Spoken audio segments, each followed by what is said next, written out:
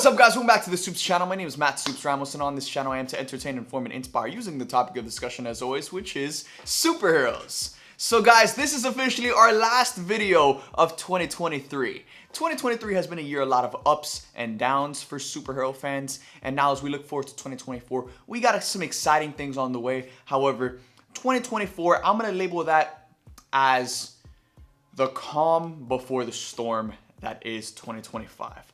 2025, that's our real comeback year, but 2024, we still have some exciting things on the way, some exciting things we're all going to dive into and I'm going to be able to cover on this channel. But in the meantime, as we analyze and sit back and reflect on 2023 and what a crazy year this has been for superhero fans specifically, because let's be real, if you're watching this video, if you're on this channel, if you're subscribed to this channel right now, you are a diehard fan for both Marvel and DC. And both Marvel and DC have had their ups and downs this year, but I think when it comes to the superhero genre as a whole, I think as a culture, we are just past the honeymoon stage already.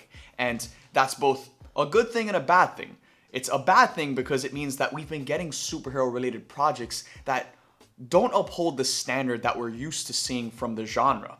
You know, we haven't necessarily gotten consistent projects that have been to the level that got us to love the superhero genre in the first place. Guardians of the Galaxy 3, Spider-Man Across the Spider-Verse, Loki, Blue Beetle. These have certainly been the highlights of Spider-Man 2, the video game. These have certainly been the highlights of the year for superhero fans.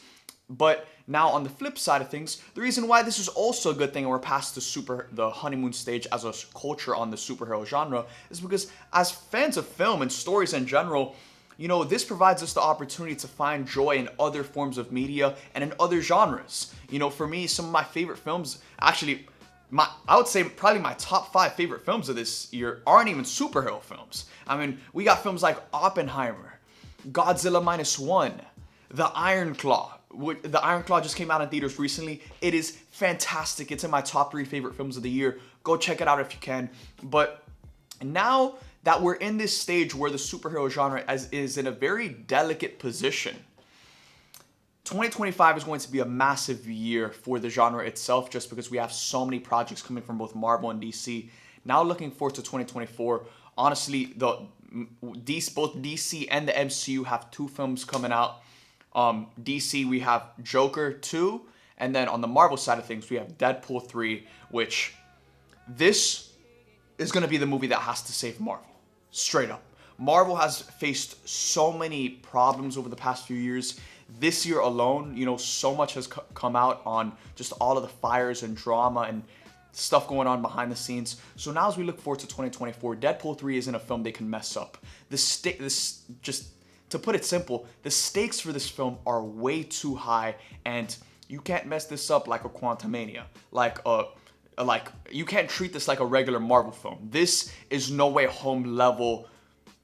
This is a No Way Home level threat. You know what I'm saying? As they would say in Far From Home, this is an Avengers level threat. This is a No Way Home level threat right here with Deadpool 3. And when you bring back Hugh Jackman as Wolverine, when you bring back Ryan Reynolds as Deadpool, when you bring back a lot of the OG X-Men we grew up loving, the stakes are higher than they've ever been for Marvel at this current point in time, especially for a film like Deadpool 3, which is going to set the stage for what's to come for films like Avengers Secret Wars that are going to bring together the entire multiverse saga. If I were to label 2023 for both Marvel and DC fans, it would unequivocally be the roller coaster. This was a roller coaster ride year. When it came to Marvel, we started off pretty low with Ant-Man and the Wasp: Quantumania kicking us off into Phase 5. Then we got a massive high with Guardians of the Galaxy Volume 3, one of the best movies in the entire MCU. Dropped a lot with Secret Invasion. I mean, what a disaster of a show. Then went up again with Loki Season 2. And then again, a lot of people have seemed to like this film, but I'm not the biggest fan of this film. The Marvels, we went back down. Now when it comes to DC, started off pretty low with Shazam! Fury of the Gods. Went back up, in my opinion, with The Flash. Stayed back up and went even higher with Blue Beetle. And then we went back down with Aquaman and the Lost Kingdom. So this year has unequivocally been the roller coaster ride year for both Marvel and DC fans. And going into next year, it looks like Marvel and DC are just cooling the brakes. You know, DC is Throughout all of next year, DC is filming Superman Legacy. They're also filming the Batman Part 2. Marvel has a ton of films in production as well and shows that are on the way too. But next year, we're only getting one MCU film and one DC film with Joker 2 and Deadpool 3. So it's going to be a very telling year for both franchises. And again, it's just the calm before the storm that is going to be 2025. And honestly, one thing I think we can all really, really look forward to is Comic-Con this July. Because I think Comic-Con this July is the most important Comic-Con in a very long time for both Marvel and DC. You know, this is actually going to be the first time that James Gunn is going to be able to walk that stage and talk about his DCU. He's probably going to show the first footage or the first trailer for Superman Legacy, considering that film starts filming this January. So that's going to be such a massive Comic-Con. Not only will he be able to show footage for Superman Legacy, but he might also be able to show footage for the Batman Part 2, which is also releasing in 2025. Then on the Marvel side of things, Kevin Feige is going to come out on stage and actually address the crowd for the first time since all of this drama has gone on behind the scenes with Kang the Conqueror, the whole Jonathan Majors situation, how they're going to move forward with the multiverse saga without him, and if they're going to recast, if they're going to move on to a different villain, whatever the case may be. He can also show footage for the coming films that Marvel's releasing in 2025. Fantastic Four, Thunderbolts, Captain America: Brave New World, Blade. So Marvel is going to have stuff to show, DC is going to have stuff to show, and it's going to be a very important Comic-Con this upcoming July in 2024.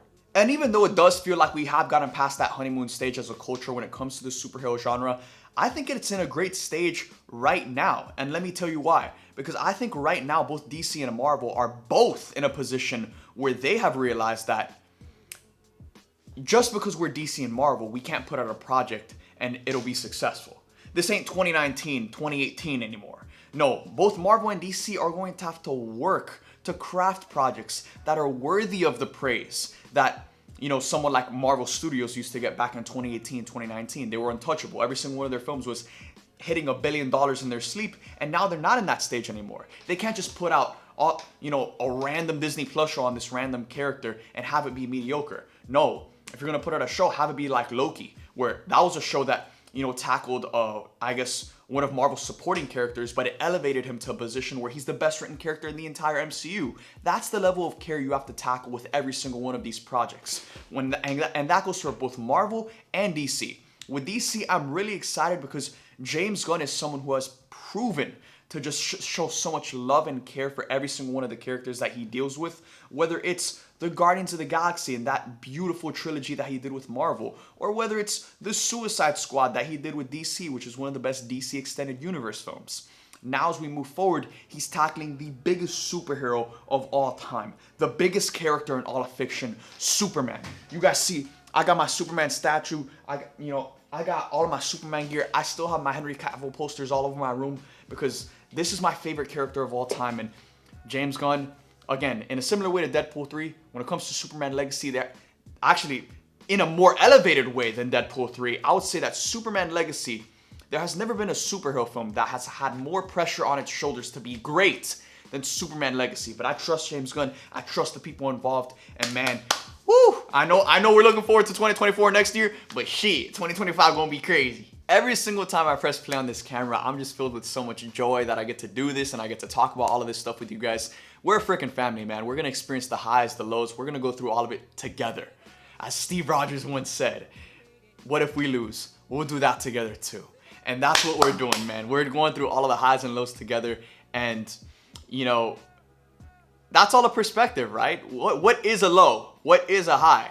I just love going through this journey with you guys. And I don't know, at this current point in time, I feel like that same kid, that same 16-year-old kid that just stacked up his iPhone on a couple of books and pressed record and spoke his truth. And now here we are. And I'm just excited to tackle another year doing all of this stuff with you guys. So, you know, if you guys had to define 2023 in one way, what were your highs and lows of 2023? And when it came to just the superhero media we got, when it comes to life, what are you looking forward to in 2024? I'm excited to tackle another year with you guys by my side, and let's get it. Make sure to like this video if you enjoyed, subscribe, hit that bell notification on my channel to be notified for future videos, and I'll see you guys in 2024.